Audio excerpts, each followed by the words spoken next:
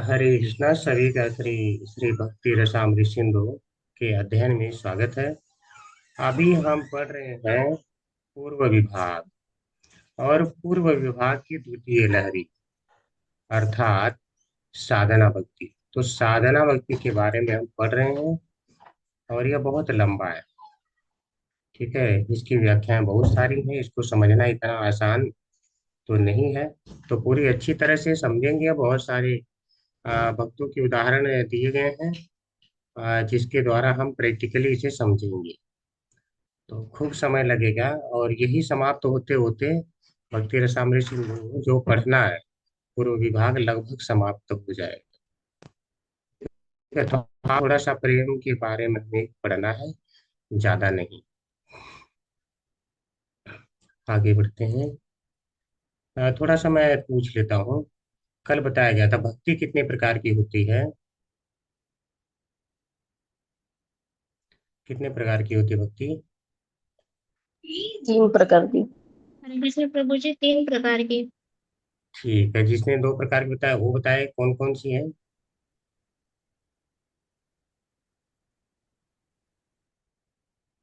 अच्छा, किसी ने नहीं बताया। 3 प्रकार की जो होता है, माता जी आप बताइए। हरे कृष्ण प्रभु जी साधन भक्ति, भाव भक्ति और प्रेमा भक्ति। प्रेम भक्ति। भाव भक्ति साधन भक्ति है कि साध्य भक्ति है? प्रभु जी कल जो पढ़ा था उसमें तो दोनों ही ना बताया था आपने कि वो भाव भी साधन भक्ति भी नहीं और प्रेमा भक्ति भी नहीं, भाव भक्ति अलग से ही है मतलब। जी बिल्कुल, हरी जी। बोल। आपको समझ में आ गया है। साधन और साध्य के हिसाब से भक्ति कितने प्रकार की होती है? प्रभु जी 2 प्रकार की। जी, कौन कौन सी? साधन भक्ति और साध्य भक्ति। बहुत अच्छा, बहुत अच्छा। हरी बोल। इसके बाद साध्य भक्ति का और क्या नाम बताया गया था? आ, आर्दा भक्ति। हार्द भक्ति। हार्द हार्द हार्द भक्ति। भक्ति। हाँ, हार्द भक्ति और हृदय निष्ठा भक्ति। ठीक है, हृदय निष्ठ। भक्ति जी। और हृदय निष्ठा भक्ति। साध्य भक्ति के अंतर्गत क्या क्या आता है? साध्य मतलब जिसे प्राप्त करना है, उसके अंदर क्या क्या आता है? उसके कितने भेद हैं? प्रभु जी उसके 3 भेद पहले बताए, फिर 2 और बताए, इस तरह से 5 भेद बताए गए। नहीं, जी। 5 भेद बताए थे ना प्रभु जी। हाँ। जी। हाँ, और 3 और बाद में बताए थे, 8 बताए थे टोटल। 8 तो क्या है यार? प्रभु जी 5 अच्छा। पहले बताए थे, 8 3 बाद में बताए थे, 8 बताए थे टोटल। जी, तो बताइए क्या है 5 और क्या है यार? भाव, प्रेम, प्रणय, स्नेह, राग, ये तो 5 प्रभु जी पहले बताए थे। और बाद जी। में भाव, भाव, अनुराग और महाभाव प्रभु जी नहीं, 3 भाव बाद में नहीं। आपने और बताए थे। बाद में भाव नहीं बताया था। महाभाव, बाद में 3 क्या बताया भाव था? भाव, अनुराग और महाभाव। नहीं नहीं, और कोई बताएगा बाद में 3 क्या बताया था? प्रभु जी मान, अनुराग और महाभाव हाँ, महाभाव। मान। मान बताया था, हरि बोल। मान, अनुराग और महाभाव, ये सारे जो भक्ति के भेद हैं, ये जो है जो बताए गए साध्य भक्ति के भेद, यह वास्तव में है क्या? किसके भिन्न भिन्न स्तर है, किस भक्ति के?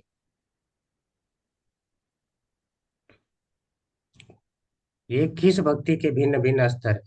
ये सभी अलग नहीं है, भले अलग अलग हम थोड़ा पहचान करें, लेकिन अलग नहीं है। प्रभु किस? ये प्रेमा भक्ति के। ये हरि बोल। साध्य भक्ति यानी प्रेमा भक्ति, प्रेम के भिन्न भिन्न स्तर के अनुसार इनका नाम रखा गया है। जैसे जब थोड़ा सा प्रेम कम था तो हमने उसे भाव भक्ति कहा था, और बढ़ गया था, गाढ़ हो गया था तो उसे प्रेमा भक्ति कहा था। इसी प्रकार के भिन्न भिन्न स्तर होते हैं प्रेम के, जिनके अनुसार बाकी का नाम दिया गया है। प्रणय, स्नेह, मान, भाव, अनुराग, महाभाव, ये सब जो दिए गए हैं ये उसके अनुसार है। ठीक है। आ, इतना ही हमने जाना था कल। आज हम आगे जानते हैं।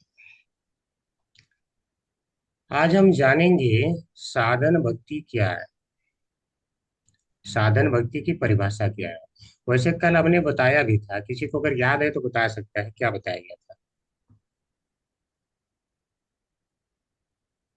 क्या पूछ रहे हैं प्रभु जी? साधन भक्ति क्या है? जी। प्रभु जी, साधन भक्ति द्वारा हम साध्य भक्ति को प्राप्त कर सकते हैं। नहीं, साध्य को ही तो नहीं प्राप्त करना है, किसको प्राप्त करते हैं तो वो कहते हैं साधन भक्ति।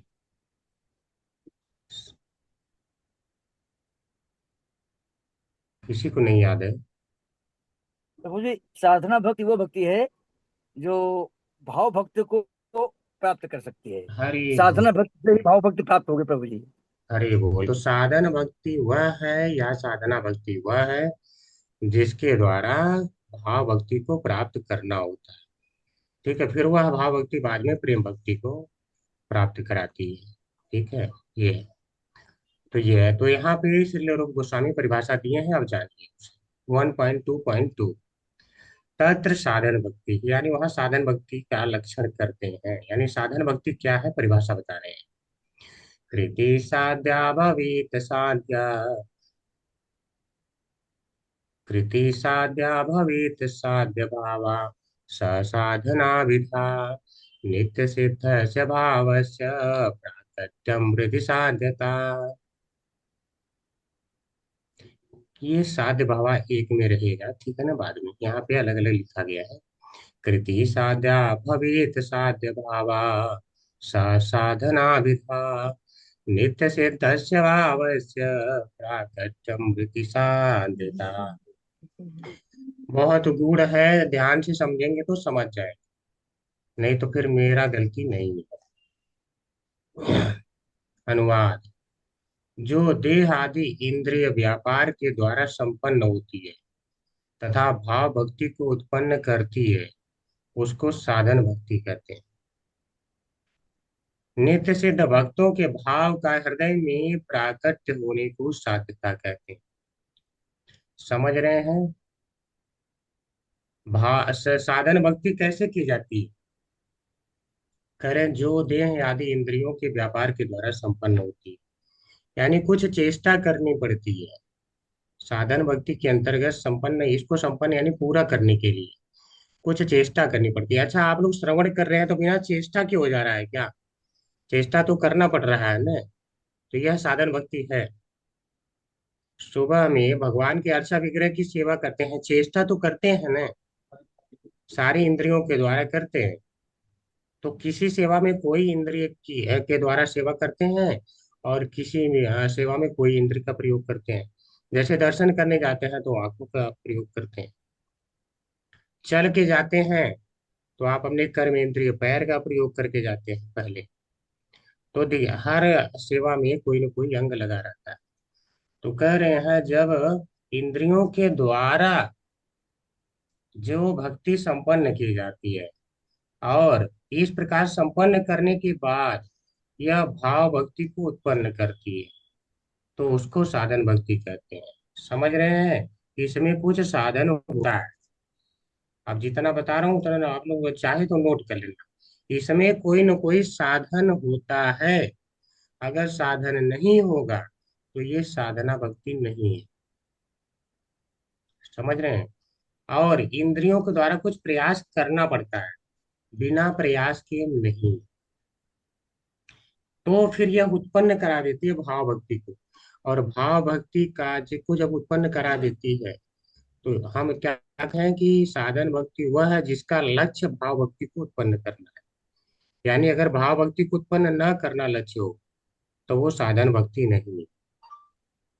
ठीक है, अगर मान लो कि आप साधन प्रयोग कर रहे हैं, कृष्ण की ही भक्ति कर रहे हैं, लेकिन आप कह रहे हैं कि भगवान मुझे तो नौकरी दिला दो, भगवान मुझे नौकरी दे दो, भगवान मुझे नौकरी दे दो, या भगवान मुझे धन दे दो, भगवान मुझे पुत्र दे दो।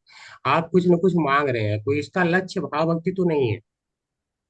समझ रहे हैं? आपकी भक्ति का लक्ष्य भाव भक्ति नहीं है, तो वो भक्ति तो है लेकिन साधना भक्ति नहीं है। साधना भक्ति क्या है? शुद्ध भक्ति। शुद्ध भक्ति यानी भगवान के प्रति भाव उत्पन्न हो जाए, यानी प्रेम उत्पन्न हो जाए। तो आप अपना खुद निर्णय ले सकते हैं कि आप लोग साधना भक्ति कर रहे हैं कि नहीं, यानी कि उस भक्ति शुद्ध है कि नहीं है। कहीं उसके पीछे कुछ चल तो नहीं रहा है। केवल इस भक्ति के द्वारा भाव ही उत्पन्न करना चाहते हैं कि भाव उत्पन्न हो फिर प्रेम हो जाए। अगर इसके अलावा लक्ष्य है तो फिर आपकी वो साधना भक्ति नहीं कहलाएगी। देखने में साधना भक्ति जैसी लग रही है लेकिन साधना भक्ति है नहीं। बहुत गूढ़ है, मैं इसीलिए बोला था दिमाग लगाना पड़ेगा। नित्य सिद्ध भक्तों के भाव का हृदय में प्राकट्य होने को साधना कहते हैं। अब देखिए यहाँ पे दो बातें हैं। पहली बात तो ये है कि जो भाव भक्त है उनके हृदय में भक्ति नित्य सिद्ध है। भक्ति यानी कृष्ण प्रेम, अर्थात कृष्ण प्रेम यानी कृष्ण की सेवा करना, तो उनके अंदर ये नित्य सिद्ध है। हम भूल गए, ठीक है, देहाभिमान के कारण आज भूल गए, जिसके कारण ही हम अपनी इंद्रियों को तुष्ट करना चाहते हैं। तो कृष्ण प्रेम है अंदर, यानी भक्ति अंदर है। ऐसा नहीं कि ये भक्ति आपको प्रकट करना पड़ रहा है। अगर हम कहें कि अ, देखिए इसको चैतन्य चैतन्य में कहा भी गया है कि नित्य सिद्ध कृष्ण प्रेम साध्य कबो नाय, श्रवण आदि शुद्ध चित्त करई उदय। यानी जो कृष्ण प्रेम है, नित्य सिद्ध कृष्ण प्रेम, कृष्ण का प्रेम नित्य सिद्ध है, यानी यह सबके अंदर है ही, अलग से नहीं उत्पन्न किया जा रहा है। अगर मान लो जिसको आप अलग से उत्पन्न करें वो क्या होगा, वो कृत्रिम होगा, यानी बनावटी, यानी आपने बना दिया है। तो इसका अर्थ क्या होगा कि यानी कि ये जो भाव भक्ति है जो कि शुद्ध भक्ति है, यह उत्पन्न किया जा सकता है। हम कहेंगे इसे तो हम उत्पन्न कर सकते हैं किसी के अंदर। उत्पन्न जिस चीज को आप कर सकते हैं इसका मतलब वो कृत्रिम है, बनावटी है। तो भाव भक्ति बनावटी नहीं होती है। श्रवण आदि करते हैं तो आपका शुद्ध हृदय होता है, तो ये खुद उभर के आती है और आपको अलग से कहीं लाना नहीं पड़ता है। तो आपके अंदर जो थी वह अब क्या है कि जब शुद्ध चित्त हो गया तो उदय हो गया उसका। तो ऐसा नहीं कि यह उत्पन्न होती है, यहाँ उत्पन्न शब्द लिखा है, तो वास्तव में कहो प्रकट होती है, यानी भाव भक्ति को प्रकट करती है। उचित शब्द तो यह है, ठीक है, ज्यादा अगर उचित शब्द कहा जाए तो प्रकट कर देती है भाव भक्ति को जो है आपके अंदर। तो इस हृदय में जब प्रकट हो जाती है भाव भक्ति, इसका मतलब साधन की साध्यता इसे कहते हैं, यानी साधन की साध्यता। साध्यता मतलब अब इसको ये प्राप्त करा दिया है। साध्यता का मतलब क्या है कि साधन भक्ति ने भाव भक्ति को प्राप्त करा दिया, ये इसकी सिद्धि हो गई, ये कह सकते हैं। ठीक है ये। हाँ, यही थैली रखी है।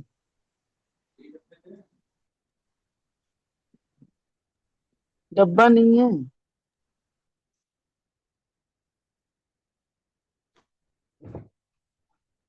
ठीक है, जिसको देखिए कुछ बात करना है घर पे तो थोड़ा सा म्यूट करके कर सकते हैं बात। हाँ, इसमें रिकॉर्डिंग में आ जाता है। तो जो लोग भक्त सुनेंगे बाद में मान लो तो उनको थोड़ा सा उनका टाइम पास हो जाएगा फालतू। तो उसको रिकॉर्डिंग बंद म्यूट करके अपने आप को फिर कर सकते हैं बात घर पे। जो बात नहीं कर रहे हैं उन्हें तो अच्छे से समझ में आ जाए, बहुत डाउट है भक्ति रसामृत सिंधु। और जो लोग क्लास में पढ़ाते भी हैं उन्हें भी समझ में आ जाए, वो भी डाउट। और जो लोग सोचेंगे मैं बात करते करते अगर समझ लूँ तो ये तो बहुत बड़ा डाउट वाली बात है।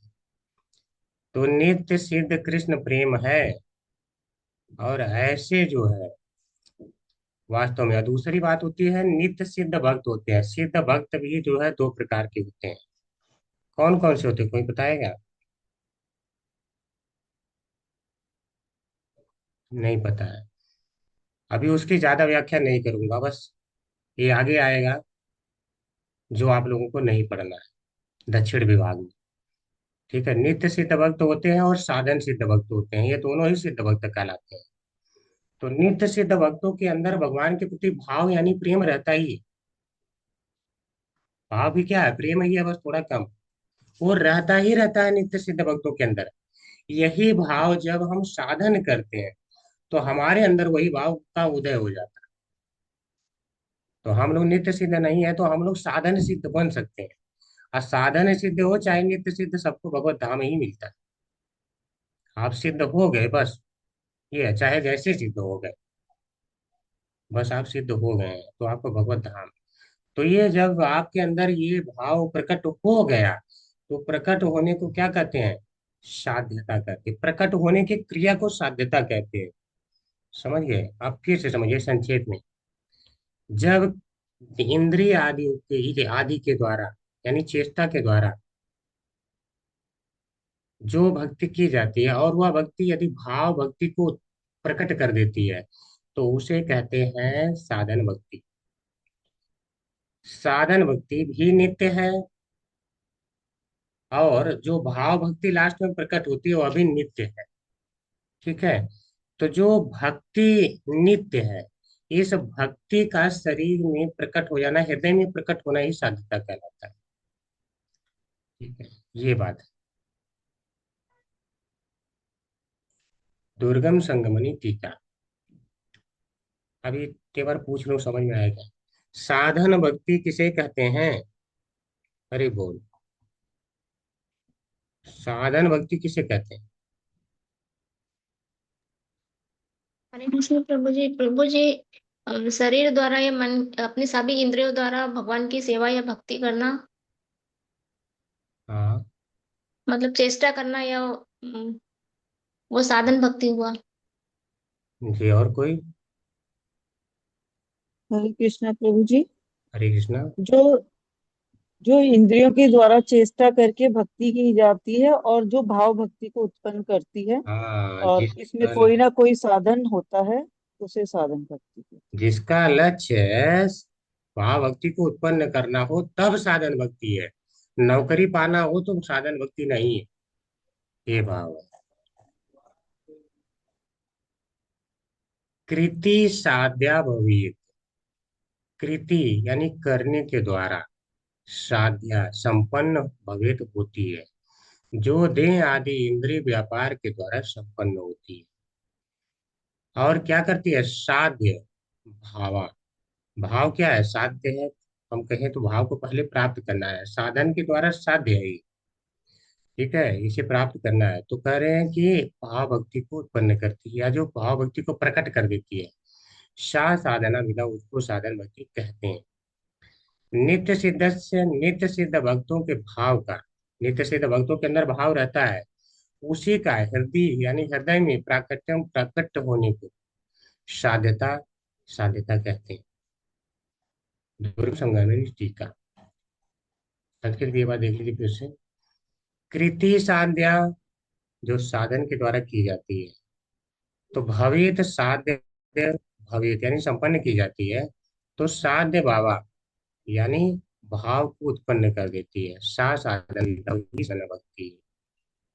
नित्य सिद्ध से भाव से, जो नित्य सिद्ध भाव होता है, उसी का भावस यानी भाव का अपना हृदय में साध्यता, साध्यता कहलाता है। तो भक्ति नित्य सिद्ध है, यह नोट कर लीजिए। जैसे एक शीशा है, शीशा हमेशा आपका चेहरा दिखा सकता है, लेकिन अगर धूल पड़ा हो तो नहीं दिखाएगा। ठीक है, लेकिन दिखाने की क्षमता नित्य सिद्ध है, वो दिखा ही सकता है, बस धूल को साफ करना है। इसी प्रकार से आपके अंदर भक्ति पहले से है, जो वो भक्ति के द्वारा आप कृष्ण को प्रेम करने लगेंगे। लेकिन क्यों नहीं कर रहे हैं? क्योंकि श्रवण आदि के द्वारा चित्त आपका शुद्ध नहीं हुआ है। जब हो जाएगा तो करेंगे। तो वह भाव का ही प्रकट हो जाना, हाँ, जब भाव को प्रकट करा देती है तब वो साधन भक्ति कहलाती है। दुर्गम संगमनी टीका। उत्तम भक्ति का सामान्य रूप से वर्णन किया गया है। यहाँ पे उत्तम भक्ति के बारे में ही बताया गया है, यानी साधन भक्ति उत्तम भक्ति है, क्योंकि इसका लक्ष्य केवल भाव यानी कृष्ण प्रेम है। ये मत सोचिएगा कि सारे साधन भक्ति कर ही रहे हैं। ठीक है, इस्कॉन में भी घूम रहे हैं तो सारे साधन भक्ति कर रहे होंगे, जरूरी नहीं। जब कुछ लोग हो सकता है नाम कमाने के लिए कर रहे हो, कि देखो मैं कितना बड़ा हूँ, कितना सीनियर भक्त हूँ, मैं कितनी सेवा देता हूँ, मैं तो अच्छा गाता हूँ। ठीक है, ये सब भाव भी हो सकता है, तब वो साधन भक्ति नहीं है। जब भक्ति को कृति अर्थात इंद्रियों की क्रियाओं के द्वारा साध्य अर्थात साधा जाता है, यानी किया जाता है, तो वह साधना भक्ति कहलाती है। स्पष्ट है? इंद्रियों की क्रियाएं भक्ति के प्रभु अंतर्गत जी ये वह नहीं समझ में आया जो आपने अभी बताया। नहीं तो ना। हम्म। भक्ति को अर्थात इंद्रियों की क्रियाओं के द्वारा किया जाता है। अरे कृति यानी किया जाता है। भक्ति को कृति का अर्थ होता है करना। तो करें जब भक्ति को करते हैं, कैसे करते हैं? इंद्रियों की क्रियाओं के द्वारा। ठीक है, जैसे अभी आप लोग सुन रहे हैं तो कौन सी श्रवण इंद्रिय आपकी एक्टिव है? जब इसके द्वारा कर रहे हैं, यानी किसी न किसी इंद्रिय के द्वारा। मैं बोल रहा हूँ तो मैं किसके द्वारा बोल रहा हूँ? वाणी के द्वारा बोल रहा हूँ, तो मेरी वाणी इंद्रिय एक्टिव है, जिह्वा एक्टिव है। तो इसके द्वारा जब क्या किया जाता है? साध्या अर्थात साधा जाता है। यानी जब भक्ति को साध लिया जाता है, कर करके, ऐसे साधन कर करके, ठीक है, यानी किया जाता है, तो वह साधना भक्ति कहलाती है। और साध लिया गया का मतलब क्या है? भाव भक्ति को प्राप्त करा दिया, तब साधना भक्ति कहलाती है। इंद्रियों की क्रियाएं भक्ति के अंतर्गत वैसे ही सम्मिलित मानी जाती हैं जैसे यज्ञ से पूर्व की शुद्धिकरण क्रियाएं यज्ञ में गिनी जाती हैं। यद्यपि तकनीकी रूप से वे यज्ञ का हिस्सा नहीं होती। फिर टफ हो गया है, समझिए। अच्छा, इंद्रियों की जो क्रियाएं हैं, हम कहेंगे सुनना भक्ति है कि नहीं है? तो उत्तर क्या है? उत्तर क्या है? प्रभु हे प्रभु जी। है। और हम कहें वाणी के द्वारा बोलना भक्ति है कि नहीं है? वो भी है प्रभु जी। वो भी है। ठीक है, लेकिन सारे लोग वाणी से बोल रहे हैं और सारे लोग कान से सुन रहे हैं, तो सारी तो भक्ति नहीं है। जब कृष्ण के से संबंधित हो तभी भक्ति कहलाएगा। और दूसरी बात, अगर सही कहिए तो जिसमें कृष्ण का स्मरण हो, जिन क्रियाओं में, वही भक्ति है। तो वास्तव में किसी प्रकार से कृष्ण का स्मरण हो, कृष्ण के प्रति सेवा हो, उसे ही भक्ति कहेंगे। तो जब हम सुनते हैं, तो सुनते हैं, अभी हम सेवा नहीं कर रहे हैं। जब तक देखिए, भक्ति किसे कहते हैं? Devotional service. आप जो है जब सर्व करेंगे कृष्ण को, तब जाके वो भक्ति कहलाएगा। सर्व का मतलब आप उनके लिए जो है प्रसादम अर्पित भगवान के लिए कर रहे हैं, पका के भगवान को वस्त्र पहना रहे हैं, भगवान को नहला धुला रहे हैं, हमेशा उन्हें ही स्मरण कर रहे हैं, उनसे ही प्रेम कर रहे हैं, ये सब सर्व करना। ये कब करते हैं? हम कहीं श्रवण कर रहे हैं, देखो बैठ के केवल कथा सुन रहा है, ये तो कुछ नहीं कर रहा है। देखिए, जब कथा सुन रहा है तब ही करेगा। तो तो इसलिए इस कथा सुनने को भी भक्ति कहा जाता है, क्योंकि यह सुनता ही नहीं तो करेगा कैसे? और जैसे भगवान ने कहा, जो गीता का प्रचार प्रसार करता है वो सर्वश्रेष्ठ भक्त है, पूरे पृथ्वी पे सबसे ज्यादा प्रिय है मुझे। तो वह क्या, अभी भगवान की सेवा हुआ, तो वह जब सुनेगा तब उसे करेगा। वास्तव में सही कहो तो भक्ति प्रचार प्रसार करना है, लेकिन जब सुनेगा ही नहीं तो करेगा कैसे? तो जो भक्ति के पहले की स्टेज है, यानी सुनना इत्यादि, जितनी क्रियाएं यानी साधन करते हैं, ये सारी की सारी भक्ति कहलाता है। सुनना, कीर्तन करना, जप करना, ये सब क्या है? सब भक्ति के अंतर्गत है। है देखिए, जो आप हेलो। ठीक है। अब जैसे मैं कहूँ यज्ञ, यज्ञ करना क्या है? यज्ञ करने का अर्थ हो गया कि उन्होंने घी लिया इत्यादि। अभी मैं मोटा मोटी हम बात कर रहे हैं, ठीक है, अभी पूरा स्पष्ट है, यज्ञ का विधि नहीं बता रहा हूँ, तो उस पर नहीं जाना है कि प्रभु जी ने बता दिया बस यही यज्ञ है। तो मंत्रोच्चारण करेंगे, उसमें घी डालेंगे, जो भी उनकी यज्ञ की आहुति है वो सारी वहां पे अर्पित करेंगे। तो मंत्र के साथ जब करेगा तो उसे कहते हैं यज्ञ। लेकिन यज्ञ के पहले बहुत से कार्य करना पड़ता है। यज्ञ के लिए मंडप बनाना, यज्ञशाला का निर्माण करना, ठीक है, सारा तो वह पंडित करता नहीं, ब्राह्मण तो करता नहीं है, वो बाकी लोग भी करते हैं। कोई तो शूद्र होता है, वो भी वहां पे जाके झाड़ू मार रहा है, कर रहा है। तो मान लो उस घर पे शूद्र ही है, कोई सबसे निम्न अग्रमानी, जिसको कोई मंत्र नहीं आता, तो उसके घर पे कोई पूछेगा तो क्या कहेंगे? अरे वो कहाँ है आपके, मान लो कि कोई आदमी है, मान लो उसका नाम है गणेश है, बोलेंगे हाँ गणेश जी कहाँ है, तो क्या बोलेंगे, अरे वो तो वहाँ यज्ञ में गए हैं। यानी वह यज्ञ में गए हैं, यानी यज्ञ के कार्य कर रहे हैं, यज्ञ के कार्य कर रहे हैं। तो यही कहा जाता है यज्ञ में सम्मिलित है। यज्ञ में सम्मिलित यानी यज्ञ में सम्मिलित यानी उसका वह कार्य भी जो कर रहा है वो सारा यज्ञ कहलाता है।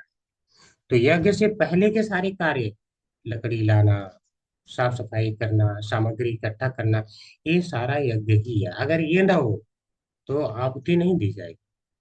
इसी प्रकार से वास्तव में सही हो तो भक्ति तो भगवान की सेवा है, लेकिन सेवा के पहले का अगर ये श्रवण कीर्तन इत्यादि साधन कुछ न किया जाए तो व्यक्ति सेवा भी नहीं करेगा। जो लोग इस संसार में सुन नहीं रहे हैं वो कोई सेवा नहीं कर रहे। वो नहीं सुन रहे हैं तो दर्शन भी उनका सेवा नहीं होता है, वो जाके मूर्ति देख के आते हैं पत्थर की। और हम जो सुनते हैं तो हम जाते हैं तो भगवान को देख के आते हैं, अंतर हो जाता है। तो आपकी भक्ति भक्ति हो गई, लेकिन जो नहीं श्रवण किया वो भक्ति नहीं हुई उसकी, काम तो वही करके आया है। ठीक है। तो भक्ति यही करें, इंद्रियों की क्रियाएं भक्ति के अंतर्गत ही मानी गई हैं। तो ये सारी क्रियाएं श्रवण कीर्तन इत्यादि सारी भक्ति ही। इसको ऐसे नहीं सोचना कि मैं तो भी सेवा नहीं कर रहा हूँ, ये सारी सेवाएं हैं। इस साधना भक्ति को भगवान की प्रत्यक्ष अनुभव वाली भक्ति से अलग दर्शाने के लिए साध्य भाव शब्द का प्रयोग किया गया है। अब देखिए, साधना भक्ति भगवान का प्रत्यक्ष अनुभव आपको नहीं करा सकती है, ये कह रहे हैं। अच्छा, आज ही श्रवण किया तो क्या आज ही आपको भगवान आपको दिखने लगे? संत सदैव हृदय से भी लोकयंती, तो क्या आज आपको दिखने लगे हैं? तो आप पाएंगे कि नहीं दिख रहे।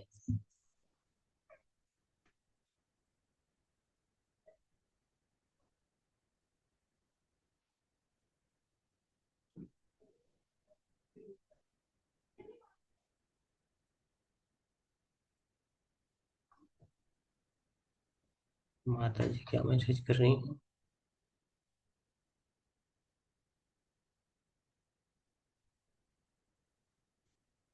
अच्छा, ठीक है। साधना भक्ति को भगवान की प्रत्यक्ष अनुभव वाली भक्ति से अलग दर्शाने के लिए, यानी ये अलग है। अभी आपको प्रत्यक्ष अनुभव नहीं करा दिया कि भगवान कैसे हैं, लेकिन जब तक ये करेंगे नहीं तब तक जो है भाव उत्पन्न नहीं होगा। भाव नहीं उत्पन्न होगा तो तब तक जो है शुद्ध भक्ति करेंगे नहीं। नहीं, भाव जब तक नहीं उत्पन्न होगा तब तक दर्शन होंगे नहीं भगवान के। भाव के बाद ही होते हैं। ठीक है, ये भाव है। अर्थात साध्य भाव, साध्य भाव यानी भाव भक्ति को उत्पन्न करने वाली है ये। अभी भाव भक्ति को उत्पन्न करने वाली ये कहा जा रहा है। ठीक है। तो यानी कि अभी भाव भक्ति अलग है, साधन भक्ति अलग। साधना का अंत भाव की प्राप्ति पर होता है।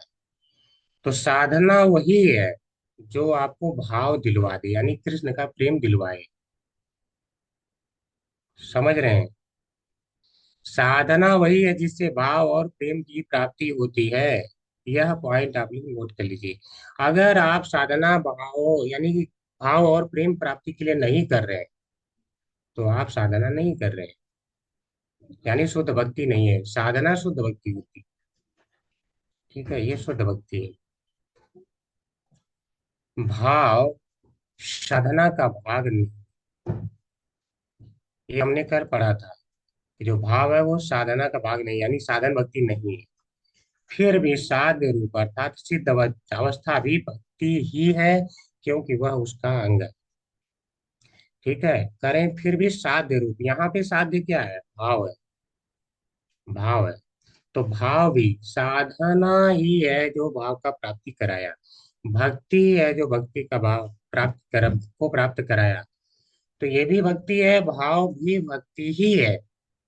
ठीक है, क्योंकि इसी से ये मिला है। ठीक है, यही करे सिद्ध अवस्था भी भक्ति है, यानी सिद्ध अवस्था यानी भाव भक्ति भी भक्ति ही है, क्योंकि वह उसका अंग है, यानी साधना का ही अंग होकर के आके और प्रदत्त हो गया है ये भाव। साध्य भाव शब्द का एक अर्थ है जिसका लक्ष्य भाव भक्ति है, बिल्कुल ये हम पढ़ चुके हैं। और दूसरा अर्थ जो भाव रूप अपने लक्ष्य को प्राप्त करती है। तो किसी भी अर्थ में मनुष्यों के अन्य पुरुषार्थों, धर्म, अर्थ, काम और मोक्ष को बाहर ही रखता है। कुल मिला जुला के ये समझिए, साध्य भाव का अर्थ ये हो गया कि जो भाव भक्ति को प्राप्त कराए, बस यही है। ज्यादा इसमें विवेचना नहीं करना है। या हम कहीं दूसरा अर्थ ये बता रहे हैं कि साधन भक्ति भाव भक्ति बन जाती है बाद में। ठीक है, वही है, साधन भक्ति का लक्ष्य है उसे प्राप्त कर लेती है, ये कह रहे हैं। साधन भक्ति का लक्ष्य जो है भाव भक्ति उसे प्राप्त कर लेती है।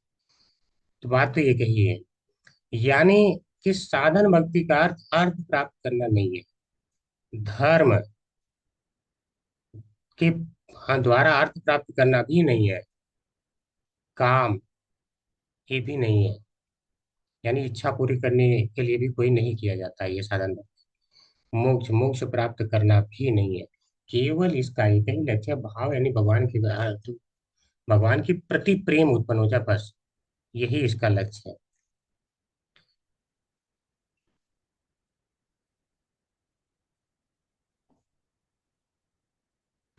यह बात पहले ही उत्तम भक्ति की परिभाषा अन्य अभिलाषिता शून्यम रहेगा ना, अन्य अभिलाषिता शून्यम में कही जा चुकी है, जिसमें वर्तमान परिभाषा भी समाहित है। अभी भी तो वही बात करें, पहले भी कहे कि अन्य अभिलाषाओं से शून्य होना चाहिए भक्ति, उत्तमा भक्ति। और यहाँ कह रहे हैं साधना भक्ति में भी अन्य कोई अभिलाषा नहीं होना चाहिए। इसका मतलब साधना भक्ति पूरी शुद्ध भक्ति है। चलिए आप लोग पूछ भी लूं बीच बीच में, साधना भक्ति क्या है, शुद्ध है कि नहीं है?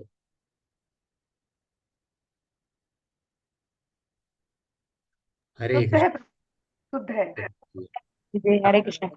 अगर साधना भक्ति के द्वारा कोई नौकरी प्राप्त करना चाहता है तो साधना भक्ति है वो वो? शुद्ध नहीं होगा, नहीं होगा। नहीं है, ये नहीं समझ। प्रभु जी, भाव है, श्री कृष्ण का भगवान के कहीं प्रति भी भाव चर्चा पैदा नहीं होना करते। चाहिए। हाँ मतलब समझ में आ रहा है, बस इतना ही चाहिए, समझ में आ रहा है बस। प्रभु भाव। जी संसार रूप में अगर हम कर रहे हैं कुछ चीज के लिए तो भक्ति तो है ही नहीं, तो भक्ति कुछ भी नहीं है, तो दिखावा है। नहीं, अगर मतलब ये आगे आएगा वो भी, अगर आप भगवान की भक्ति कर रहे हैं, अच्छा ही है, लेकिन वो शुद्ध भक्ति नहीं है। ऐसा नहीं कि भक्ति ही नहीं है, किसी भी भाव से करें भक्ति ही है, कल्याण तो को के रहेगा, लेकिन वो शुद्ध भक्ति नहीं है, साधन भक्ति नहीं है, ये कहा जा रहा है। वो तो देवी देवता का भी कर रहे हैं तो उनको मिल ही रहा है, देवी देवता को से भी मांग रहे हैं वो भी उनको मिल ही रहा है। तो ऐसा नहीं कि वो तो भक्ति तो सिर्फ भगवान के लिए कर रहे हैं और निष्काम भाव से कर रहे हैं तभी भक्ति होगी। अब आप टॉपिक चेंज कर दो, आप देवी देवता को लगा के यहाँ पे आपने टॉपिक ही चेंज कर दिया। आप बताइए दोनों में अंतर क्या है, देवी देवता की और भगवान की भक्ति में अंतर क्या है, अगर इच्छा को लेके भी किया जाए तो क्या अंतर है?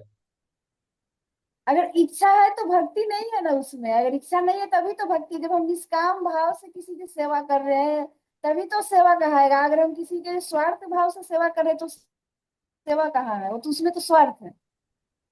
नहीं आप बताइए, नहीं भक्ति तो है, बस शुद्ध भक्ति नहीं है। ठीक है, भक्ति तो है, ऐसा नहीं कि भक्ति ही नहीं है। यहाँ तक कि सब कुछ भक्ति ही होता है अगर कृष्ण की कर रहे हैं। इसको तो शास्त्र में कहा गया है ना भागवतम, या काम सर्व काम व मोक्ष काम उदार दी तीव्रेण भक्ति योग नियजित पुरुष परम अकाम सर्व काम हुआ।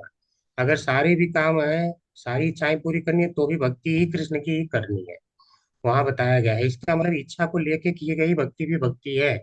भगवान ने भी कहा गीता में कि चार प्रकार के भक्त होते हैं जो मेरी भक्ति में आते हैं। उन्होंने कहा इसका मतलब भगवान उन्हें भक्त मानते हैं, और उन्हें उदारा सर्व ये व्यक्ति, ये सारे उदार हैं, ये भी कहते हैं।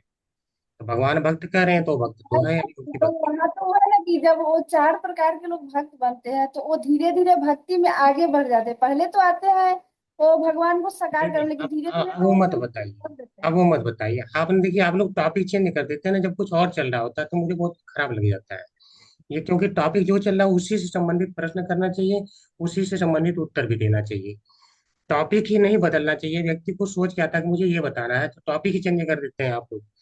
देखिए टॉपिक में ये है कि अब मैं प्रश्न पूछना चाहता हूँ कि आपने जब देवता को क्यों गिराया, पहले तो देवता का ये है कि देवता के भी अगर कोई भक्ति करे काम भाव से, और भगवान की भी करे कोई इच्छा लेकर के, तो दोनों में अंतर क्या है, पहले ये बताइए मुझे।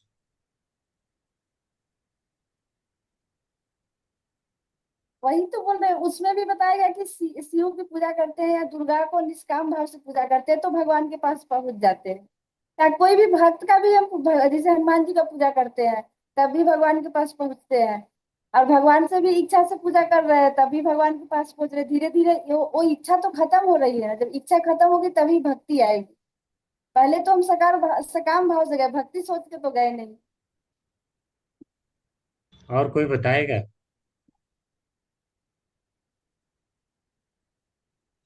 अरे बोल, कोई बताएगा? अगर इच्छा को लेके भगवान के पास जाए, इच्छा को लेके देवता के पास जाए, तो दोनों में क्या अंतर हरे कृष्ण प्रभु जी। है जी? प्रभु जी, देवताओं के पास में जब जाते हैं कोई इच्छा लेके तो वो भौतिक जगत तक ही रहती है सीमित, और भगवान के पास जाते हैं तो वो भगवान के धाम तक ले जाती है। मतलब वो शुद्ध भक्ति हुई और ये केवल भक्ति हुई जिसमें कुछ पाने की चाह है। नहीं, जब तक इच्छा है तब तक तो शुद्ध नहीं है, लेकिन दोनों में अंतर क्या है? हरि बोला, और कोई बताएगा? प्रभु जी। हरे प्रभु कृष्ण जी, प्रभु जी। सुधा माता जी, जी बताइए। भगवान से भगवान से अगर हम भौतिक सुख मांगते हैं तो हमें उसके साथ विरक्ति भी मिलती है। बस यही बात सुनना था। यही बात सब लोग नहीं बता पाते हैं, जो है इतना पता नहीं क्या पढ़ रहे हैं। अब बताया भी हूँ मैं इसके पहले। खुशी माता जी, आप बताना चाहती थी, आपका भी यही उत्तर था? खुशी माता जी यही बोल रही थी। मनीषा माता जी बोल रहे थे। मनीषा माता जी, आपका भी यही उत्तर है ना?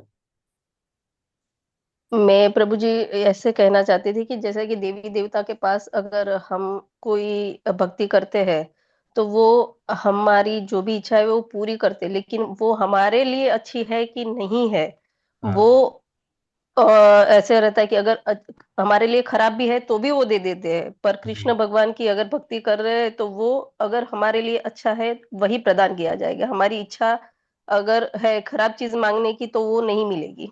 ये भी सही पॉइंट है। ये भी सही पॉइंट है। तो देखिए, भगवान के और देवी देवताओं के पास अगर हम इच्छा लेके जाते हैं, इच्छा शब्द ध्यान में रखिए। इच्छा लेके देवी देवता के पास गए तो वो कुछ भी दे देते हैं, माता जी ने सही कहा। वो सोचते भी नहीं है। ठीक है, भस्मासुर के लिए हाथ, ये क्या वरदान है? मैं किसी के सिर पे हाथ रखूं, उसका सिर फट जाए, आग लग जाए, जल जाए, ये कोई वरदान होता है? ठीक है, ये सब क्या वरदान है? तो वो देवी देवता सोचते भी नहीं एक बार, हाँ ठीक है तथास्तु, तू ले लो। कोई मतलब नहीं है ये सब वरदान का। ये क्या वरदान, मैं हाथ रखूं फट जाए, क्या होना है इससे? ठीक है, इससे अच्छा तो हथौड़ा मार के फोड़ते जो शरीर फाड़ना है किसी का। वरदान मांगने की क्या जरूरत है? तो ये सब सोचते भी नहीं, देवता दे देते हैं। जो अच्छा है बुरा वो विचार नहीं करते, तो वो दे दिया। दान मांगा तो भी दे दिया। लेकिन ये लोग साथ में विरक्ति नहीं देता। जब कृष्ण के पास जाता है तो कृष्ण जो है उसे वो सामान देते हैं, पहला चीज तो निर्णय लेते हैं इसके लिए अच्छा है कि नहीं है। अच्छा है तब देते हैं, साथ में उसे विरक्ति देते हैं। जैसे युधिष्ठिर महाराज है, ध्रुव महाराज है, इन लोगों को राज्य भी दिया और राज्य के साथ विरक्ति दिया। राज्य में कोई अटैचमेंट नहीं था। अटैचमेंट यानी विरक्ति के कारण इनकी फिर शुद्ध भक्ति होने लगती है। देवताओं के पास कोई जाता है, एक बार नौकरी मांगा, एक नौकरी मिल गई, अगली बार जाके फिर मांगेगा, यानी विरक्ति नहीं आएगी। तो दोनों में अंतर होता है। टॉपिक चेंज हो गई, अभी चलते हैं फिर टॉपिक पे। ठीक है, भाव के साध्य होने पर उसका कृत्रिम होने के कारण परम पुरुषार्थ होना संभव नहीं है। इस शंका के समाधान के लिए कहते हैं, नित्य सिद्ध से भाव से प्राप्त हृदय साध्यता। नित्य सिद्ध भक्त गण में जो भाव नित्य रूप से रहता है, उसका साधक भक्त के अंतःकरण में आविर्भूत होना ही साध्यता है। समझिए, भाव भक्ति के साध्य होने पर, अब देखिए हम ये कहें भाव भक्ति साध्य है यानी इसे प्राप्त करना है, इसे प्राप्त करना है। अच्छा, जिसे आपको प्राप्त करना है,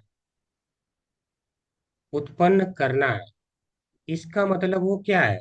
उसे आप बनाएंगे, यानी साधन करते करते आपको वो चीज मिल गई, बन के मिल गई, तो फिर कृत्रिम हो गया। कोई कहेगा भाई ये तो कृत्रिम है, लेकिन आप कह रहे हैं यह कृष्ण के प्रति प्रेम है।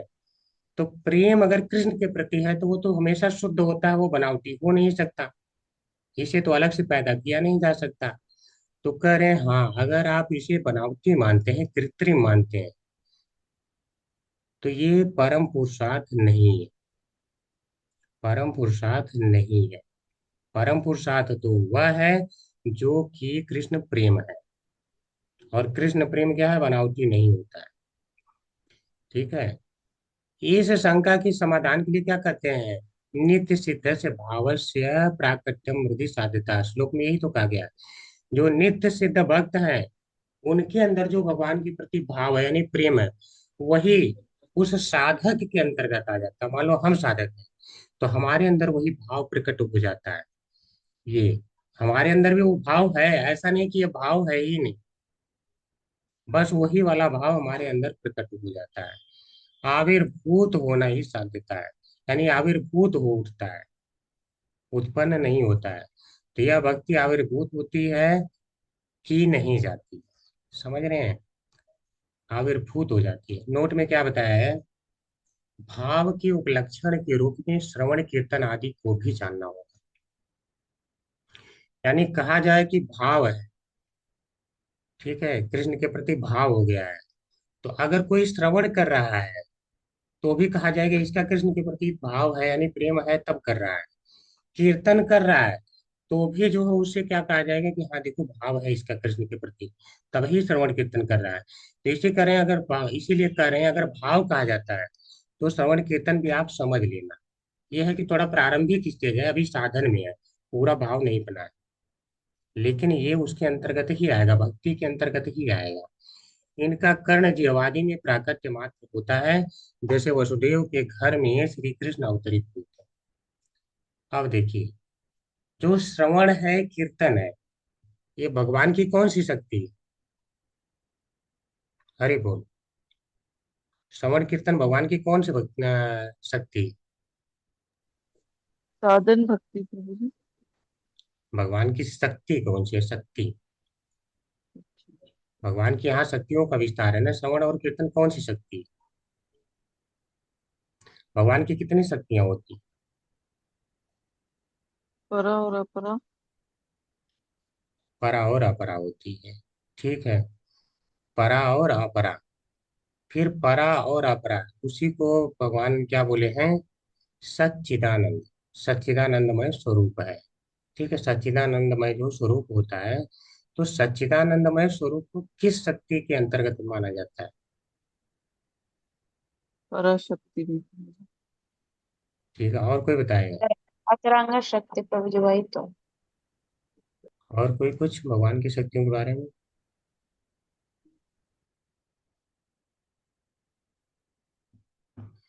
ठीक है। भगवान की जो स्वरूप शक्ति, वो है सच्चिदानंद। भगवान की स्वरूप शक्ति क्या है? सच्चिदानंद है। सच्चिदानंद। तो जो सच्चिदानंद है, तो इसको जो है शक्ति को तीन भागों में बांटा गया है। संधिनी, संवित और आह्लादिनी, तीन भागों में। संधिनी, संवित। संवित संवित शक्ति होती है, जिसको चित्त शक्ति भी कहते हैं। ठीक है। जिसके द्वारा, जैसे सत चित आनंद, संवित शक्ति के द्वारा भगवान स्वयं को जानते हैं, और वही शक्ति जिसके अंदर गत देते हैं वो भगवान को जान जाता है। सत चित, चित से बनता है संवित। ठीक है। संवित शक्ति, तो ये भगवान की चित शक्ति या संवित शक्ति के अंतर्गत आती है। चित का अर्थ भी ज्ञान होता है, आप लोग जानते हैं।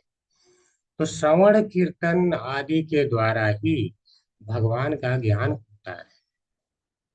तो यह कौन सी चित शक्ति के अंतर्गत आ गया? सत चित आनंद। आनंद यानी अलादिनी शक्ति, आनंद यानी अलादिनी। सत यानी संदिनी। सत जिसके द्वारा आप भगवान अपना शाश्वत स्वरूप बनाए रखते हैं, वह सत शक्ति।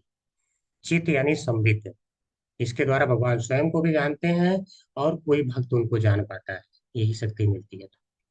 आह्लादिनी यानी आनंद। तो ये जो श्रवण और कीर्तन भी है, ये क्या है, भगवान की चित्त शक्ति है, यानी शुद्ध है। ये क्या है, शुद्ध है। तो ये जिह्वा आदि में प्रकट मात्र होता है। ये प्रकट होते हैं, ऐसा नहीं कि हम जो है खुद बोल पा रहे हैं। अगर आज कृष्ण की बात मुंह से निकल रही है, चित्त शक्ति आ रही है, और ये हमारी जिह्वा से प्रकट होती हुई दिख रही है, वास्तव में ये भगवान के शक्तियों के कारण यहाँ से प्रकट हो जा रही है। अन्यथा कोई कृष्ण के बारे में बोल ही नहीं सकता है। जब तक चित्त शक्ति नहीं देंगे तब तक वो बोल ही नहीं सकता। और जब तक आपको चित्त शक्ति नहीं देंगे, वो कान जो है वो सुन भी नहीं सकता है। यहाँ पे सारे लोग बैठे होंगे, लेकिन सभी लोग पूरी कथा नहीं सुन पाएंगे। और जिनको बिल्कुल नहीं दिए वो क्लास में ज्वाइन भी नहीं हो पाएगा, नहीं हो पाएगा। तो ये जो चित्त शक्ति के अंतर्गत आता है, चित्त यानी ज्ञान, जिसके द्वारा भगवान का ज्ञान हो जाए, तो श्रवण कीर्तन जो है चित्त शक्ति के अंतर्गत यानी संबित शक्ति के अंतर्गत आता है। जैसे कहीं वसुदेव के घर में श्री कृष्ण अवतरित हुए थे, हमने कह दिया कि भगवान जो है वसुदेव के घर में अवतरित हुए थे, इसका अर्थ क्या है?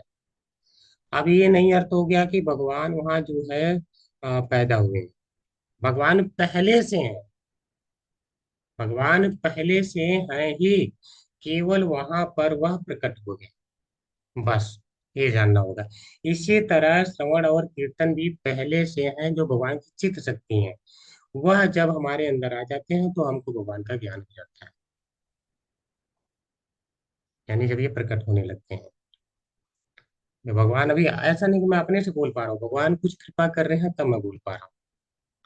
आपके ऊपर कृपा हो रही है तब आप सुन पा रहे हैं, अन्यथा सारे ऐसा बिना कृपा किए नहीं कर सकते, संभव ही नहीं है, ये कह रहे हैं। जैसे अगर कृष्ण कहीं अगर मान लो अवतरित हुए, तो ये मत कहिए कि पैदा हो गई। वो पहले से ही है तो पैदा कैसे हो जाएगी? इसी प्रकार से भक्ति भी आपके अंदर पहले से ही है, वो पैदा नहीं होती है, साधन करते करते वो पैदा नहीं होती है, बस वो प्रकट हो जाती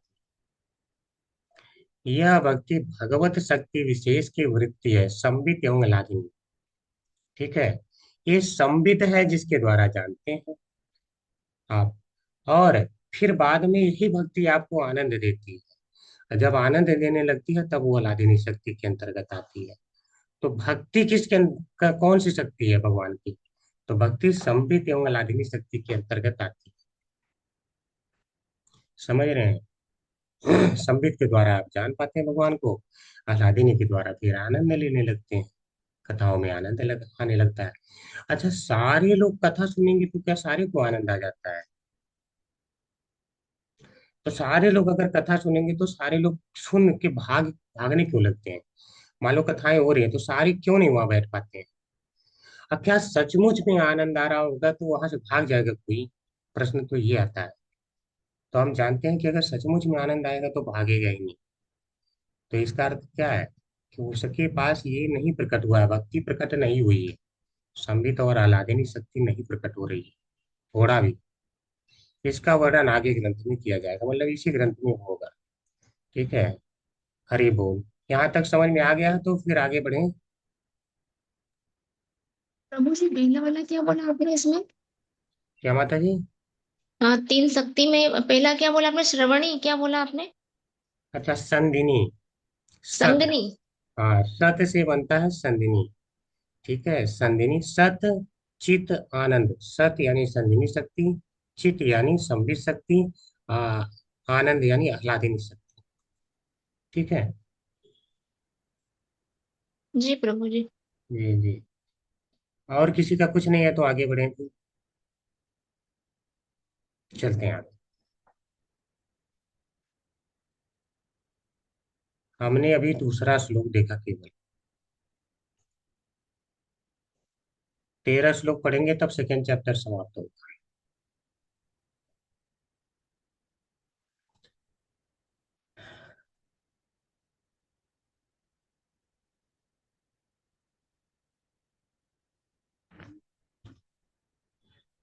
अब देखिए, इसी भक्ति के बारे में बताएं कि व्यक्ति को भक्ति ही करनी चाहिए। नारद जी बताएं 1.2.3 में। नारद जी क्या बताए हैं, 1.2.3 में बताए हैं व्यक्ति को भक्ति ही करनी चाहिए, लेकिन उन्होंने भंगी क्रम से बता दिया है। भंगी क्रम क्या होता है देखिए, सा भक्ति सप्तम स्कंदे भंगया देवर्षिणोदिता। भंगया भंगी क्रम से, भंगया यानी विशेष परिपाटी को कहते हैं भंगी क्रम। जो ज्यादा शुद्ध तो नहीं सुनने में लग रहा है, लेकिन उद्देश्य होता है शुद्ध। जैसे अगर मान लो कोई एक बच्चा है, पढ़ने नहीं स्कूल जा रहा है, तो आप लोग भंगी क्रम से क्या कह देते हैं, कभी कुछ कह देते हैं, जाना मत नहीं तो तुम्हारा भला हो जाएगा, नौकरी वोकरी पा जाओगे ना, बाद में बड़े आराम से रहने लगोगे। अच्छा, जब वो कह रहा है जाना मत नहीं तो तुम्हारा भला हो जाएगा, तो मूल उद्देश्य क्या रहता है, कोई बताएगा मूल उद्देश्य क्या रहता है? विषय प्रभु जी उसको भेजना। हाँ हाँ, मूल उद्देश्य रहता है उसको भेजना, चाहे वो अच्छे से पढ़े, अच्छे से पढ़े। मूल उद्देश्य तो ये है। और जबकि उसको उल्टा हमने बोल के कहा, इसको भंगी क्रम कर। अब यहाँ देवर्षि नारद भक्ति करने के लिए कह रहे हैं, लेकिन थोड़ा उल्टा बोल के कह रहे हैं, तो इसको भंगी क्रम या विशेष परिपाटी कहते हैं। इस साधन भक्ति को देवर्षि नारद ने सप्तम स्कंद में 7.1.25 में विशेष परिपाटी से कहा, यानी भंगी क्रम से कहा है। दुर्गम संगमनी। अब इसके लिए टीका दे रहे हैं, तस्मात् वैरानुबन्धेन निर्वैरेण भयेन वा स्नेहात् कामेन वा युञ्जात् कथञ्चिन्नेच्छते पृथक्। बहुत सुंदर श्लोक है।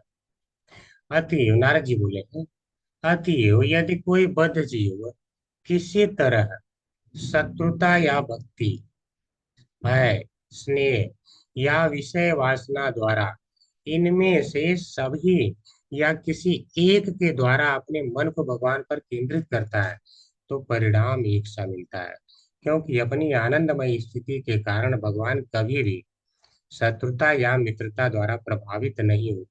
श्रीमद् भागवत 7.1.26। बड़ा कठिन हो गया ना।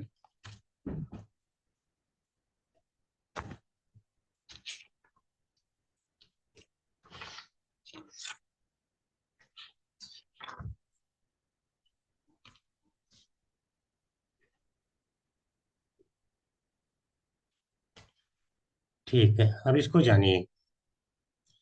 करें तस्मात यानी अतएव, इसलिए नारद जी क्या करें, इसलिए इसके पहले बहुत कुछ समझा चुके हैं। समझा चुके हैं, देखो रावण था, भगवान से द्वेष करता था, तो भी उसका कल्याण हो गया। कंस है, भगवान से द्वेष करता था, तो भी उसका कल्याण हो गया। ठीक है, हालांकि रावण और ये कंस तो हमेशा भय में ही जीते रहते थे, वैर भाव से भी किया तो भी कल्याण हुआ ना। तो नारद जी कहना चाहते हैं, जब वो वैर भाव से किया तो उसका भी कल्याण हो गया, तो भक्ति तुम्हारा अगर तुम स्नेह से करोगे तो भला क्यों नहीं कल्याण करती। यानी ऐसा कौन नीच व्यक्ति होगा जो यह सुनेगा कि भक्ति वैर भाव से करने के बाद, द्वेष भाव से भी करने के बाद उनका कल्याण हो गया, तो ऐसा कौन नीच व्यक्ति होगा जो भगवान की भक्ति नहीं करेगा। अर्थात सारे को करना चाहिए, ये है इनका भंगी क्रम से कहने का तरीका। कह रहे जब वो किए उनका कल्याण हो गया तो कर लो, ये कहना चाहते हैं। तस्मात् अतएव वैर अनुबंधेन, यानी निरंतर शत्रुता से, वैर अनुबंधेन, वैर का बंधन था। बड़े बड़े असुरों का, रावण कंस का क्या था, वैर का बंधन था। यानी निरंतर शत्रुता के द्वारा जिन्होंने भक्ति किया था, करें चाहे तो वैसे ही कर लो, या निर्वैरिण, बिना वैर के कर लो। यानी भक्ति के द्वारा तुम कर लो, भगवान की भक्ति प्रेम से कर लो, प्रेम के द्वारा। भय नवा, या तो भय के द्वारा ही कर लो। भय का द्वारा क्या होता है, जैसे अरे भक्ति नहीं करोगे तो नरक में जाओगे, भक्ति नहीं करोगे तो पशु बन जाओगे, ये सब भय है। कह रहे हैं अगर भय से भी किया जाता है, या स्नेहात, स्नेह से कर लो, या कामीन, कामीन माने कोई इच्छा है तो ही कर लो, इच्छा ही लेके कर लो, लेकिन कर लो। वायुंजात, जो इस प्रकार से केंद्रित करता है भगवान के ऊपर, चाहे किसी भी प्रकार से कर लेता है। कथंचित, ठीक है, किसी न किसी तरह वो जो है हाँ,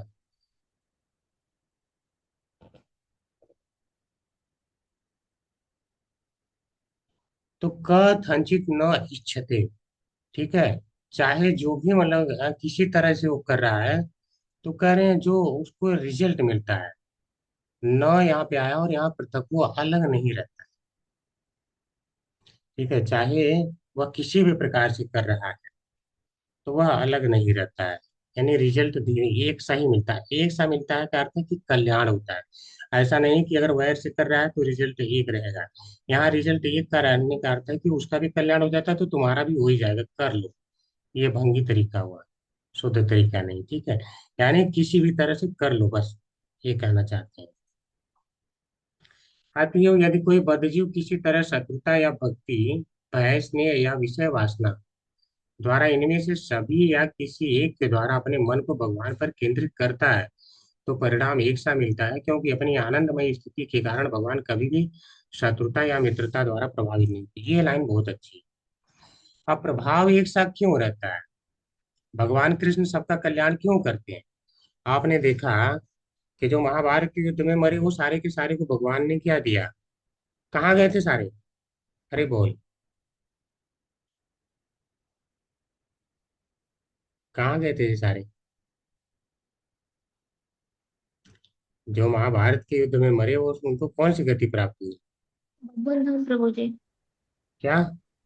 भगवत धाम प्राप्त हुआ था। हाँ, भगवत धाम चले गए सारे के सारे। तो यहाँ क्या कर रहे हैं? परिणाम तो ये सा होगा, ये कृष्ण है, ये सबका कल्याण कर देने वाले हैं, ठीक है। तो अगर जो है दुष्टों का कल्याण हो रहा है तो करें, तुम क्यों नहीं कर रहे? क्यों जो है परिणाम ये सब? क्योंकि भगवान आनंदमय स्थिति में रहते हैं। अच्छा, जो सदा ही आनंद में हो, तो उससे अगर कोई शत्रुता कर ले थोड़ा सा, ठीक है, तो क्या वो प्रभावित हो जाएगा? अनंत आनंद में है, तो उसकी शत्रुता उसकी क्या बिगाड़ लेगी?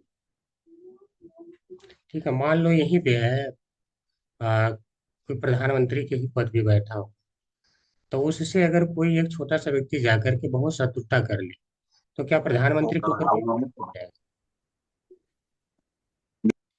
क्या कोई फर्क पड़ेगा? तो हम जानते हैं कि कोई फर्क नहीं पड़ने वाला है, ठीक है। चाहे कोई शत्रुता कर ले, कुछ भी कर ले, उनके आनंद की स्थिति में कोई अंतर नहीं आने वाला है। इसी तरह भगवान स्वयं पूरे आनंद में है। तो इसीलिए भगवान ने क्या कहा है कि समो अहम सर्वभूतेषु न मे द्वेषो अस्ति न प्रिय। तो मैं सभी के प्रति समभाव रहता हूँ, ठीक है। मेरा कोई प्रिय नहीं है, मैं किसी से द्वेष नहीं करता। तो ये कारण क्या है? क्योंकि ये अनंत आनंदमय स्थिति में रहते हैं भगवान। तो इसी कारण वो चाहे कोई शत्रुता करे मित्रता करे, नहीं प्रभावित होते। तो जो बहुत शत्रुता के द्वारा भी भगवान को याद कर रहा है, तो अच्छा मान लो आप जो है, जो जिसका एक गुण ही होता है, जैसे शुद्ध पानी है, इसका गुण है कि आपके कपड़े साफ कर देगा। अब मान लो कि आप बहुत क्रोध में जाकर के साफ करें, लेकिन पानी शुद्ध हो, तो क्या अब कपड़े साफ नहीं होगा? अब भी साफ होगा। तो भगवान का नाम इतना शुद्ध है कि वो सबको शुद्ध फिर कर ही देता है, धीरे धीरे, ठीक है। चाहे कोई कैसे भी ले, वो धीरे धीरे फिर शुद्ध होते होते वो एक दिन आभास हो जाता है ये भगवान है, ठीक है। तो इसलिए उसका कल्याण हो ही जाता है। तो यहाँ पे क्या कर रहे हैं? यहाँ श्री नारद वाक्य से भय द्वेष के भी विहित होने से इन दोनों के भी भक्ति हो जाने से उत्तमा भक्ति लक्षण में अनुकूल्यमय शब्द के साथ विरोध होता है, समझिए। अब यहाँ पे आचार्य बता रहे हैं, करें देखो, अगर आप करें भय से करो चाहे द्वेष से, तो ये भी आपकी शुद्ध भक्ति है। तो आचार्य करें ये शुद्ध भक्ति नहीं है। भक्ति तो है, लेकिन शुद्ध भक्ति नहीं है। नारद जी कह रहे हैं उनकी भी भक्ति है, तो भक्ति है लेकिन शुद्ध भक्ति नहीं है, समझ रहे हैं? शुद्ध भक्ति नहीं है। क्यों? क्योंकि अनुकूलेन कृष्णानुशीलनम होना चाहिए। अनुकूलमय शब्द से यहाँ विरोध है। अनुकूल तो ये कर नहीं रहा है, शत्रुता करके कौन सा अनुकूलता कर रहा है? अनुकूलता करते कृष्ण को प्रसन्न करने के लिए करना, तो ये शुद्ध भक्ति नहीं है। इस आशंका को निराश करने के लिए कहते हैं भंगी क्रम से, अर्थात विशेष रीति से। इसीलिए इसको क्या कहा गया है, भंगी रीति से समझा रहे हैं, ज्यादा सीरियस नहीं होना। सीरियस बस इतना पे ही होना, वो कहना चाहते हैं भक्ति करो शुद्ध, बस ये हमें इसका सार समझना चाहिए। ठीक है। जो भय द्वेष आदि करने वाले को भी मंगल प्रदान करते हैं, उन परमेश्वर में कौन परम पामर व्यक्ति भक्ति नहीं करेगा। पामर यानी नीच। करें, कौन नीच से नीच व्यक्ति भी होगा जो उन भगवान की भक्ति नहीं करेगा, जो भय और द्वेष करने वाले को भी मंगल कर देते हैं। तो भला कौन होगा नहीं करेगा। इसका मतलब है सारे लोग करेंगे, यही कहना चाहते हैं। भय द्वेष करने का अभिप्राय न होने पर भी भय द्वेष करे, क्योंकि भय द्वेष से भी भगवत प्राप्ति की संभावना है। तो ये कह रहे हैं कि देखो, अगर तुम कुछ नहीं करना चाहते हो तो द्वेष ही करो। भय भय के द्वारा ही कर लो, नरक न प्राप्त होगा, कुछ न प्राप्त हो ऐसा, निम्न योनि में न जाना पड़े। तो कुछ नहीं है, तुम आज अच्छे से जी रहे हो तो भी कर लो, लेकिन कर लो, ये कहना चाहते हैं। क्योंकि भय देश से भी भगवत प्राप्ति की संभावना है। चाहे करोगे तो आप भगवान की भक्ति में आ गए, तो अब धीरे धीरे संभावना बन गई कि एक दिन जाओगे, शुद्ध भक्ति में जाओगे। यानी कि इस परिपाटी से उत्तमा भक्ति का वर्णन श्री नारद जी ने किया है। तो यानी चाहे विशेष परिपाटी इनकी भंगी क्रम की हो, कह रहे हैं शुद्ध भक्ति करने को, ये बात यानी उत्तमा भक्ति के लिए। यहाँ पर युंजास शब्द में संभावना का अर्थ में लिंग लकार का विधान है, विधि अर्थ में नहीं। समझिए, तो थोड़ा ग्रामर हो गया। कह रहे हैं जहां पे भी युंजात शब्द लगा होता है वो लिंग लकार में आता है। अभी लिखा लकार इत्यादि आप लोग जो है टेंसेज होते हैं, जैसे यहाँ पे वहां पे टेंस होता है, ठीक है ना, संस्कृत में। उसको करें, ये जहां पे आता है वहां पे एक संभावना व्यक्त की गई है, यानी भय इत्यादि से भी कर रहे हो भक्ति, तो संभावना है कि तुम्हें भगवान की प्राप्त हो जाएगी। संभावना है, ये कोई नियम नहीं है, विधि नहीं है। यानी विधि के अर्थ में नहीं कहा गया कि यही विधि है, तुम अब भय से ही करो, द्वेष से ही कर लो। नारद ये नहीं कर रहे हैं। युंजाफ शब्द ये बता रहा है कि भाई ये विधि नहीं है, संभावना है कि उनको भी प्राप्त हो जाए, तो तुम विधि पूर्वक कर लो, ये कहना चाहते हैं।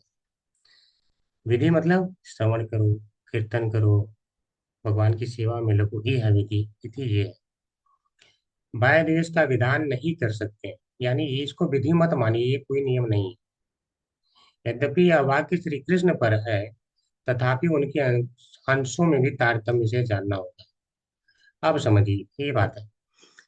करें, ये करें कृष्ण की भक्ति के लिए, तो क्या अगर कोई नरसिंह जी की पूजा कर रहा है तो क्या वो गलत है?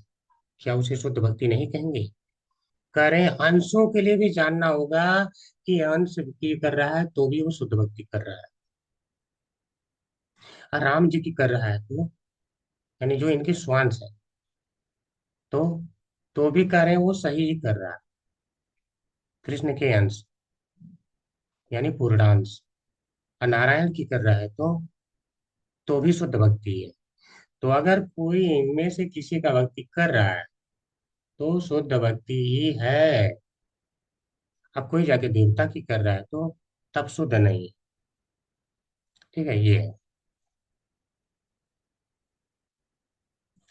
और 7वें स्कंद में 7.1.31 में नारद जी ने क्या कहा? तस्मात् केनाप्युपायेन मनः कृष्णे निवेशयेत्। तस्मात यानी इसलिए, केनापि उपाय नहीं, यानी केनापि किसी भी प्रकार से उपाय नहीं, कोई भी उपाय कर लो, लेकिन मन कृष्ण निवेशित, बस मन को कृष्ण में लगाओ। तो यहाँ कोई भी कहने का ये अर्थ नहीं कि शत्रुता कर लो, ये नहीं कह रहे हैं। मूल उद्देश्य उनका ये है कि भाई मन लगाओ कृष्ण में। ये निवेश है, ये निवेश करते हैं ना, धन कहीं लगाते हैं तो कह रहे हैं मन को निवेश करो। ठीक है। जैसा कि श्रीमद् भागवत में उक्त है, इसलिए जिस किसी उपाय से मन को कृष्ण में तन्मय कर देना चाहिए, यानी उपाय चाहे जो लगाओ बस करो। तो अच्छा, जो लगाओ वो करो, केनापी शब्द करें, कोई भी लगा लो। तो कोई भी लगा लो का अर्थ ये नहीं कि विधि विधान छोड़ के श्रवण कीर्तन जो भी नवदा भक्ति बताए गए उनमें से कोई एक लगाना है, कहने का भाव ये है। दुर्गम संगमनी टीका उपायन प्रभु अर्थात काम। कृष्णा प्रभु जी।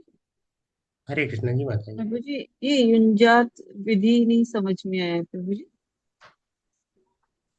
युंजात, अच्छा युंजात। जी हाँ, युंजात का मतलब करें अपने मन को जब तुम युंजात यानी भगवान में लगाओ, ठीक है, लगाओ।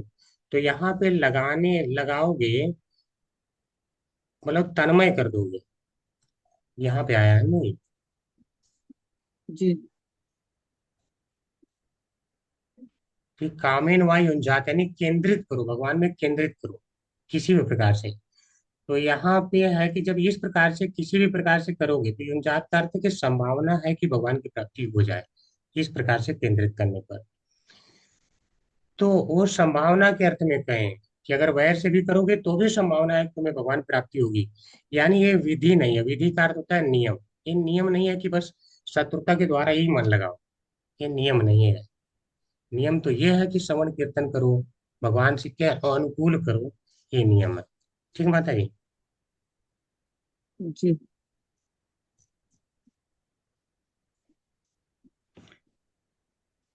दुर्गम संगमनी टीका, उपायेन अर्थात काम आदि के द्वारा एवं निर्वैर शब्द प्रतिपाद्य विधि के द्वारा श्री कृष्ण में मन निवेश करना चाहिए। क्या कह रहे हैं? उपायन का अर्थ किसी भी उपाय के द्वारा कर लो।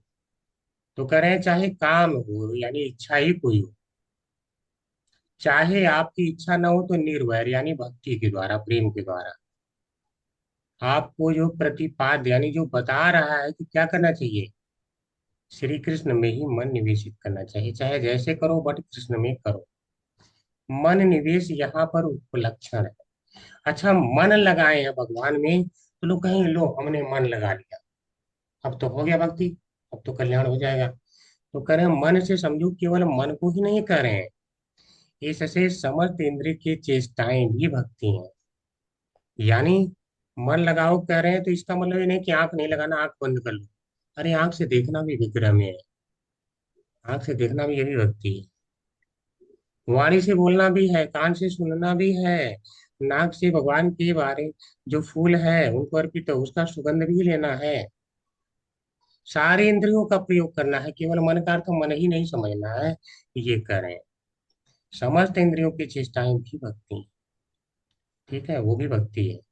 भगवान के धाम में चल रहे हैं तो ये भी भक्ति है, क्योंकि पैर से भगवान के धाम में चल रहे हैं। इसीलिए तो कहते हैं कि वृंदावन में अगर कोई प्राण भी त्याग दिया तो क्या है, वह जो है भगवान के धाम ही जाता है। वहां जो प्राण मतलब जिनका है, निकल जाए।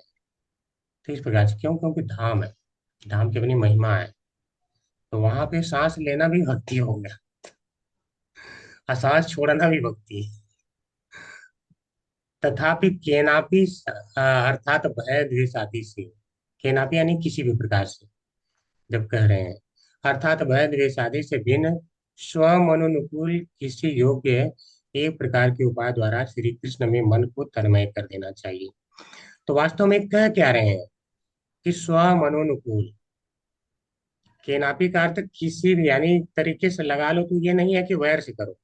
स्वमनोनुकूल किसी योग्य एक प्रकार के उपाय से। योग्य उपाय क्या है? श्रवण है, कीर्तन है, जो नवधा भक्ति बताई गई उनमें से कोई भी, कोई एक लगाइए और उसके द्वारा मन को कृष्ण में तन्मय कर देना चाहिए, ये कह रहे हैं। ठीक है, तो इस प्रकार से हमने 3 और 4 तक कर लिया। हरे बोल, हरे कृष्ण। अगर किसी का कोई प्रश्न है या कोई कमेंट है तो कर सकते हैं। समझ में तो आ रहा है ना सबकी बात?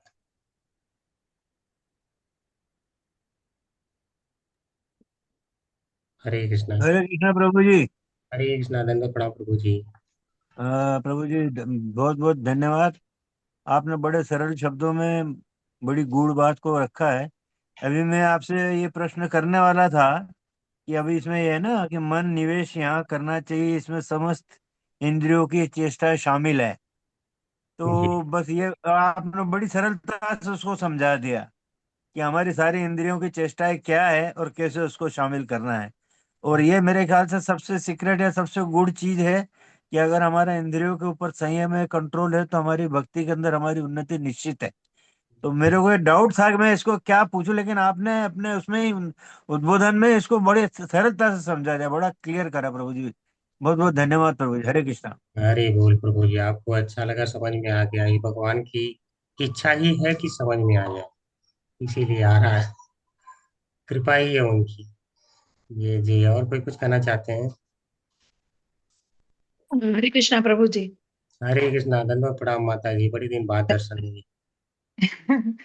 हाँ, वो प्रभु जी, मुझे ये पूछना था कि हमारी जो एकाई थ्री थ्री की जो भक्ति रसामृत सिंधु की एग्जाम आने वाली है, तो अ, वो बुक्स में तो श्लोका है नहीं, तो कौन से करने हैं?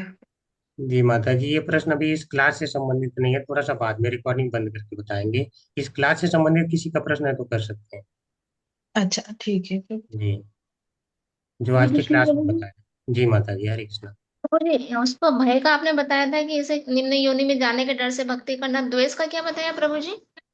द्वेष हरे कृष्ण है, देखो। जैसे शिशुपाल द्वेष करता था, अरे ये भगवान नहीं है, ये हमारी पत्नी को लेके भाग गया, ऐसे ही बोलता था ना शिशुपाल। जबकि उसका विवाह नहीं हुआ है रुक्मिणी जी से, फिर भी बोलता था मेरी पत्नी को लेके भाग गया, तो ये हमेशा करता था। ये भगवान नहीं है, बस दिखाता है लोगों को। सब वहां पे शोर मचा रखे हैं, भगवान है ये है नहीं। उस प्रकार को द्वेष भाव रखता था। ठीक है ना, ये पूजनीय नहीं है ऐसा। वो जो उसका भाव था, यह कंस का भाव है। द्वेष करता था, ईर्ष्या। तो ये सब भाव द्वेष के होते हैं। ठीक है। जी जी, हरे कृष्णा। और किसी को कुछ? मतलब द्वेष के भाव से निरंतर वो स्मरण कर रख रहा था उसको, उनको। एक्चुअली वो रहस्य आगे है, 10वें स्कंद में आपको पता चलेगा। वो बहुत रहस्य है माता जी, भक्ति में एक दो रहस्य नहीं है। अभी उसको प्रभुपाद जी बताते हैं कि उसे ये पता था कि ये भगवान है, तो वो दोष तो दिखाता था ऊपर से, अंदर से वो सही में बहुत प्रेम करता था। इसीलिए इन लोगों की जो है गति भगवान के धाम में जाने से वो गए हैं ये लोग। ठीक है, इनको सब पता था। इनको पता था कि 3 जन्म मुझे भटकना है। सब ये पता था, बाहर से जो हुई है वो लीला मात्र है। वो सब बहुत रहस्य है, वो सबको नहीं पता चलता, भक्त समझ जाते हैं। ठीक है, वो बाद में करेंगे डिस्कशन, जब 10वां स्कंद आप लोग भागवतम पढ़ते रहिए, वो सब चर्चा में आएगा। जो पढ़ाया जा रहा है क्लास में वो पढ़ते रहिए, या रिकॉर्डिंग सुन लिया करिए। ठीक है, हरे बोला। और किसी का कुछ?